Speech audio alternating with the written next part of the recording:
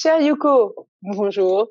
Et Bonjour. chers expatriés, bonjour. Alors, c'est un peu étrange aujourd'hui parce que c'est notre premier Facebook Live à distance et je ne sais pas quel est le bug, est-ce qu'il est sur Zoom, est-ce qu'il est sur Facebook.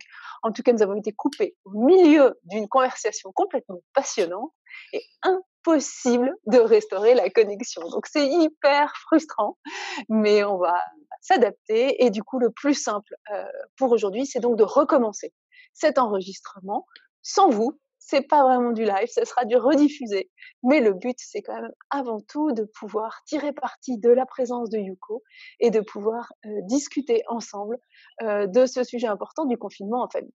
Donc, on rembobine tout, on recommence, on vous redit, amis expat, bonjour, n'hésitez pas à partager cette vidéo avec tous et surtout, on est heureux de se retrouver dans un contexte bizarre, inédit pour l'ensemble d'entre nous, qui fait qu'il n'y a pas vraiment d'experts, il n'y a pas de sachants, il y a juste des personnes et notamment des parents aujourd'hui de bonne volonté qui essayent tous de vivre le mieux possible ce confinement et de partager leurs trucs pour que nos enfants gardent le moins mauvais souvenir possible de cette période. Alors Yuko, donc on commence par te présenter. Qu'est-ce que tu peux nous dire de toi et de ton extraordinaire expérience d'expat et du monde? Merci Alix. Bonjour à tout le monde. Et ravie d'être là aujourd'hui pour vous apporter notre support. Comme Alix l'a bien dit, on n'est pas expert, mais on est là pour se soutenir. Et j'ai aussi besoin de vos conseils, bien sûr. Donc moi, je suis Yoko de Neuville, coach certifiée de la Coach Academy d'Expat Communication. Et donc on accompagne les expatriés, conjoints collaborateurs, conjoints accompagnateurs, à vivre leur transition de la manière la plus sereine possible. Je suis moi-même expatriée aux États-Unis depuis 5 ans, donc j'étais à Rochester, New York la première année, et ça fait 4 ans que je suis à Melbourne, en Floride. Je suis maman aussi de 2 filles de 6 ans et 8 ans. Et j'ai aussi vécu une transition comme beaucoup d'entre vous. J'étais avant commercial export en France. Je me suis retrouvée donc il y a 5 ans mère au foyer donc conjoint accompagnateur. Et puis donc après j'ai transitionné vers coach, vers le métier de coach. Donc voilà, j'ai vécu plusieurs transitions. J'ai aussi vécu en Chine, en Angleterre et au Japon en tant que aussi expatriée enfant pendant 9 ans au Japon. Donc ravie d'être là pour pouvoir vous éclairer du mieux possible. Ben, super, merci beaucoup Yuko. Première question qu'on va te poser, ce confinement, donc maintenant ça fait 15 jours que ça dure, on commence à avoir quelques clés, on n'est plus dans la sidération du début, mais ni dans ceux qui avaient pu être au début dans le je vais en faire une expérience extraordinaire. On revient peut-être à plus d'humilité. Qu'est-ce que tu vois comme changement au bout de ces 15 jours? Oui, oui, effectivement, c'est vrai que je vois vraiment une évolution. C'est vrai qu'au départ, bon, on a eu toutes sortes d'émotions. On a eu le choc, la panique, l'inquiétude et aussi beaucoup d'idées, comme tu l'as dit, beaucoup d'idées où on s'est dit, ouais, ça va être une super opportunité de faire le rangement de printemps, de passer du temps en famille, de faire tout ce qui était sous le tapis jusqu'à présent, etc. Donc il y a eu tout un tas d'idées, d'émotions, et là on devient un peu plus, j'ai l'impression, un peu plus philosophique. On se dit bon, ça risque de durer encore un bout de temps. Par exemple, ma sœur en France me dit que vous avez reçu en France, ça y est, des directives pour rester confiné pendant et sortir qu'1 heure par jour. Donc pendant 1 mois, ça va durer, il me semble. Donc c'est vrai que du coup, on se dit bon, ça risque de durer. Donc qu'est-ce qu'on va faire et comment vivre cette situation de la manière la plus sereine possible, tout en étant, je dirais, mais on va en parler après, tout en étant bienveillant envers soi, pas se mettre trop la pression. Qu'est-ce qui te semble plus dur au bout de ces 15 jours?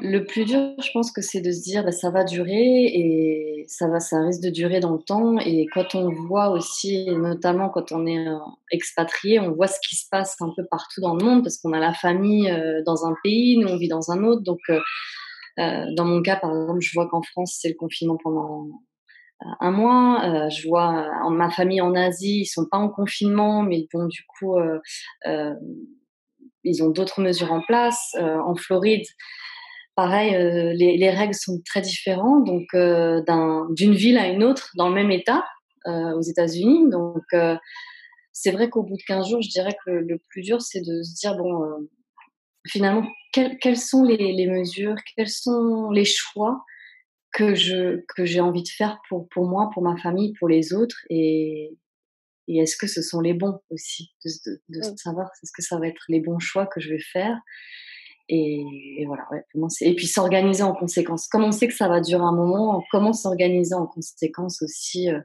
au sein de la famille? Parce qu'être confiné, soyons honnêtes, hein, être confiné avec les enfants et le mari à la maison, c'est tout un chamboulement et ça risque de durer. Et alors justement, qu'est-ce que tu aurais comme donc on a dit on a perdu nos illusions d'être des parents parfaits et de Oui. rattraper, toute l'éducation qu'on n'avait pas donnée pendant X années, en un mois de confinement. On est plus modeste, quels seraient tes conseils pour vivre ça au mieux avec nos enfants?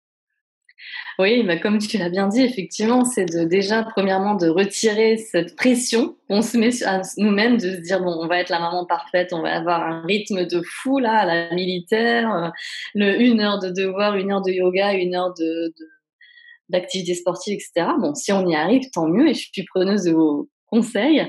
Mais je dirais que, ouais, pour moi, vraiment, la clé, c'est d'être vraiment bienveillant envers soi-même et surtout, je dirais quand on est en expatriation et où l'enfant a une éducation différente de la nôtre. Donc, par exemple, ici aux États-Unis, mes enfants, pardon, sont à l'école américaine parce qu'on n'a pas d'établissement français.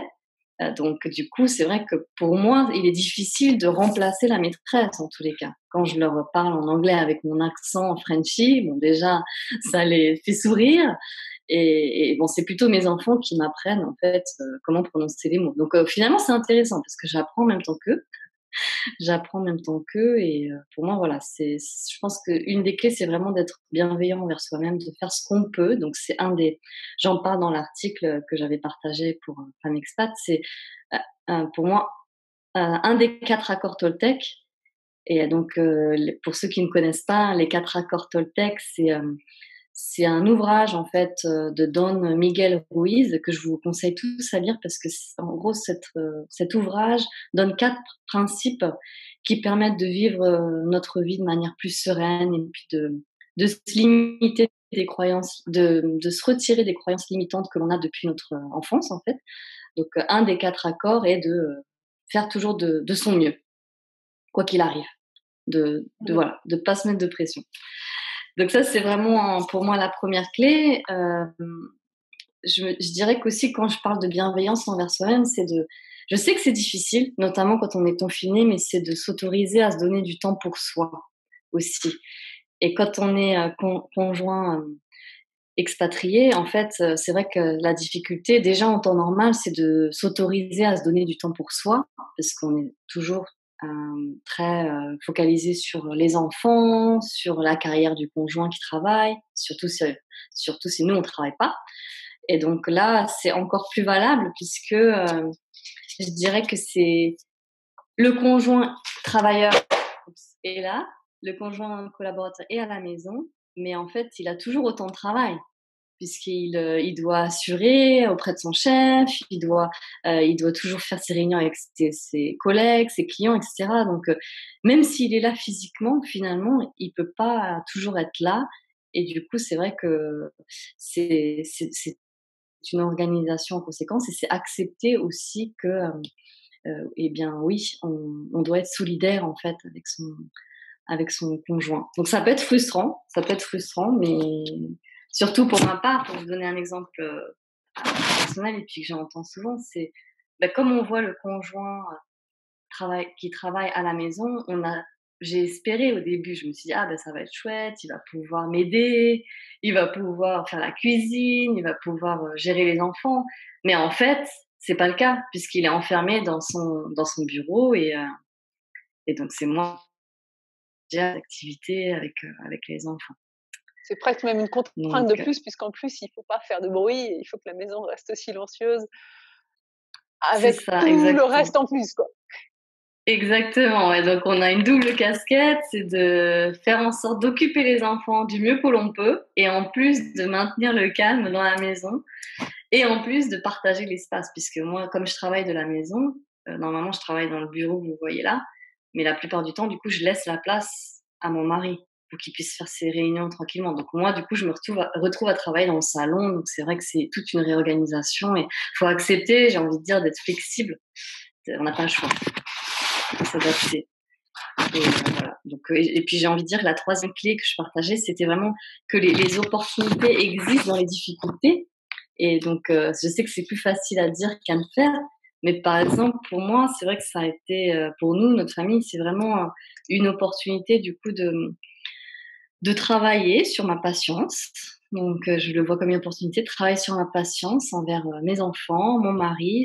Ça permet aussi de renforcer finalement la complicité dans le couple parce que on doit être empathique l'un envers l'autre. Je dois comprendre que mon mari, il a besoin de travailler de la maison et notamment en expatriation, c'est d'autant plus important qu'il garde son job parce que s'il le perd, bah, on rentre tous, on retourne tous au point de départ en France. Et on le sait, dans ce contexte-là, il y a beaucoup de gens qui perdent leur travail. Nous, on n'est pas du tout à l'abri enfin, surtout en contrat local, puisqu'on n'est pas en expatriation, on est en contrat local, on n'est pas à l'abri du chômage, chômage partiel. On voit toutes les entreprises aujourd'hui qui prennent ces mesures-là. Donc pour nous, notre famille, c'est d'autant plus important que mon mari assure le travail. Donc on a vraiment établi des règles de complicité. Bon, on s'est organisé en conséquence parce que moi aussi, j'ai déjà, comment dire, sonné la sonnette d'alarme en disant, mais moi aussi j'ai besoin de travailler, moi aussi j'ai besoin de temps pour moi. Et donc du coup, mon mari aussi, de son côté, a développé et empathique forcément, heureusement, sinon ce serait pas mon mari. Et du coup, il m'a aidé à mettre en place une organisation pour m'aider. Oui, Si on en vient aux enfants avec des choses très, oui, très pratiques pour eux, oui. est-ce que tu as des réponses quand une maman, enfin, ce qui nous arrive toujours tous en ce moment, hein, on est en train de bosser, puis là, il y a une petite tête qui pointe et qui dit: «Maman, je m'ennuie». Donc on culpabilise, en même temps, il nous agace. Qu'est-ce que tu nous conseilles? Oui, alors ça m'est moi-même arrivé d'ailleurs au tout début du confinement où mes filles venaient me voir en disant: «Je m'ennuie, je m'ennuie, je m'ennuie», donc c'est vrai que les conseils que je donnerais, enfin, c'est vrai que d'essayer d'avoir un rythme, d'instaurer un rythme, ça aide. Par exemple, pour vous donner un exemple, pareil, à nouveau concret, beaucoup de clientes, m'ont partagé leur best practices, c'est de se dire: «Ben voilà, le matin, par exemple, c'est consacré aux activités scolaires». Donc, par exemple, ce qu'on fait chez nous, c'est qu'on se dit: «Bon, il y a 1 heure le matin où c'est, lecture et maths».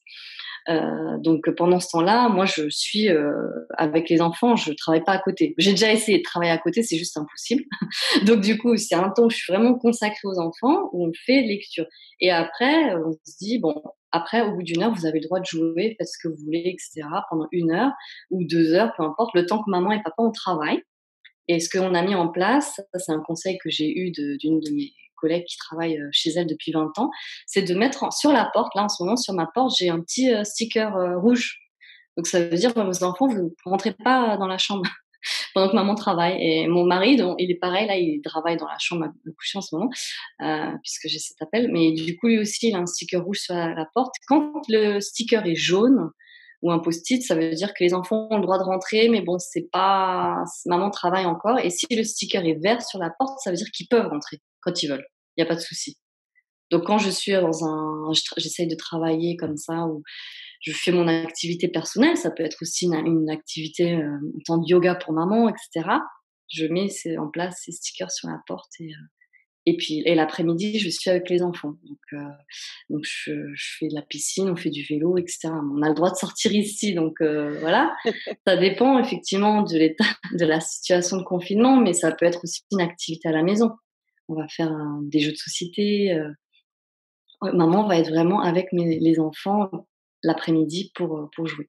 Donc c'est sûr que c'est une réorganisation parce que jusqu'à présent, avant le confinement, je pouvais travailler toute la journée. J'avais du temps pour moi, j'étais libre toute la journée. Et ben là, maintenant, je travaille moins, mais c'est pas grave. on essaye de varier en fait, pour être présent auprès des enfants aussi. Est-ce que tu as un truc parce que, bon, on entend bien en creux dans ce que tu dis qu'il y a des moments où ça se passe bien, il y a des moments où, Mmh. on devient l'ombre de nous-mêmes. Il peut Oui. y avoir des pétages de plomb pendant cette période, il peut y avoir des grosses disputes alors, entre enfants, nous avec les enfants. Une fois que ça a pété, est-ce que tu as des trucs pour réamorcer, aider chacun à retrouver une contenance? Oui, oui, oui, les pétages de plomb, effectivement, ça arrive, ça m'arrive, ça m'est arrivé aussi, hein, je suis un être humain comme tout le monde, donc mais ce que je pense que quand ça arrive, ce qui est important, c'est déjà, de communiquer, donc que ce soit avec les enfants ou le conjoint. Donc moi, quand j'ai eu le pétage de plomb, je sais plus, c'était il y a quelques jours, j'ai dit à mon mari, je lui ai dit clairement ce que je ressentais. En fait, j'ai dit: «Je me sens frustrée». Donc je pense que c'est vraiment important de mettre des mots sur ce qu'on ressent. Donc j'ai dit: «Je me sens frustrée parce que j'ai vraiment le sentiment de plus avoir de temps pour moi». Donc c'est pareil, je vais en parler aux enfants, je vais dire: «Maman a besoin de temps pour elle aussi, de temps en temps, et de besoin de travailler», parce que je pense que c'est hyper important de réaliser que, on a besoin de temps pour nous. C'est comme quand on prend l'avion, il faut mettre le masque d'oxygène sur nous en premier pour pouvoir, être présent auprès des autres. Et donc, je dirais première chose, c'est communiquer, et deuxième chose, c'est prendre, des actions du coup. Quelle action on va prendre pour améliorer cette situation? Pour que le pétage de plomb, n'arrive plus, bon, même si c'est normal s'il arrive à nouveau, mais pour peut-être que prendre des actions pour que ça arrive le moins possible, en fait, je dirais. Donc dans mon cas, par exemple, quand j'ai eu cette discussion avec mon mari, il m'a dit: «Bon, OK, on va faire la chose suivante. Le matin, on va s'alterner. Ça va être, mon mari ou moi qui va s'occuper des devoirs. Après, il m'a dit: «Beh, l'après-midi, je ferai en sorte de terminer le boulot à 4 heures». Donc de son côté, il va terminer à 4 heures de l'après-midi pour que moi je puisse, en fait, souffler pendant que lui s'occupe des enfants. Donc voilà. Je pense que, ouais, le fait que de savoir qu'il est là et qu'on prend des actions, ça m'a aidée. Ouais. Une dernière question, Yuko, qui est un des gros axes du confinement, les devoirs. Donc tu nous as parlé de cette question des mamans dont les enfants étudient dans un système qui est pas le leur. Déjà, ça complique. Moi, je pense aussi à toutes les mamans qui ont des enfants qui n'aiment pas l'école et qui peuvent se mettre en carafe en disant: «Non, moi, c'est terminé, je ne travaille plus». On peut leur courir après. Heu, on peut aussi essayer de changer de stratégie. Est-ce que tu aurais 1 ou 2 pistes à nous partager? Ouais, ouais, ouais, je pense que bon, déjà qu'on en parlait, plus tôt aujourd'hui, mais c'est vrai que le fait qu'il y ait plein de ressources en ligne, déjà, ça aide énormément. Beaucoup de sites en ligne, de Vivaling ou autres, qui permettent en fait, de donner des cours en ligne, je pense. Et puis aussi faire appel aux aux grands-parents, par exemple, en ligne pour faire les dictées, et cetera. Je pense que ce qui est bien, c'est de varier, en fait, que la responsabilité soit pas uniquement sur, le dos des parents. Et donc par exemple, faire un temps avec les parents, mais aussi alterner avec les ressources en ligne. On a la chance d'avoir une multitude de ressources en ligne, heu, pour les activités ou les activités scolaires. Et puis, hem et voilà, je pense qu'aussi c'est super important d'alterner, entre, le travail scolaire et les activités extrascolaires. Donc avoir un temps de jeu, un temps de yoga ou de danse ou de cuisine. Enfin voilà, c'est vraiment l'opportunité, je pense, d'être créatif du coup, et même de se trouver des nouvelles passions en tant que parent. Ouais, moi personnellement, je suis pas du tout cuisinière à la base, mais là, je prends vraiment du plaisir à faire des petits biscuits, des pâtisseries en ce moment avec les enfants, et ça tourne souvent en délire à la fin. On a de la farine, sur le visage, et c'est OK. Je pense que c'est aussi l'opportunité de faire tomber tous ces principes, toutes ces règles, et voilà, profiter en fait de son moment en famille, même si c'est pas facile tous les jours.